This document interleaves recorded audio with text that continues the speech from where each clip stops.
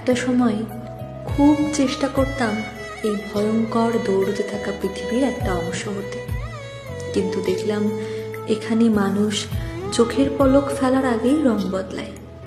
সদ্য উঁকি মারা কুড়িটি ফুল হওয়ার আগেই তাদের মন বদলায়। বুঝলাম এই জায়গায় আমি কখনো নিজেকে বসাতে চাইনি।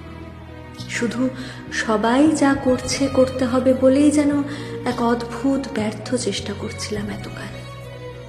এখন আমি নিজের মতন থাকি, বই পড়ি, ফুলের সাথে কথা বলি, সূর্যাস্তে গা ভিজিয়ে অদ্ভুত এই দৌড়তে থাকা পৃথিবীটার দিকে তাকিয়ে থাকি। মানুষের হঠাৎ বদল এখন আমাকে আর দুঃখ দেয় না। আজকাল অযথা নিজেকে প্রমাণ করারও চেষ্টা করি না। আমাদের এই সো কল্ড সোসাইটিতে ফিট হতে না পারা আমিটাকে আমি মেনে নিয়েছি।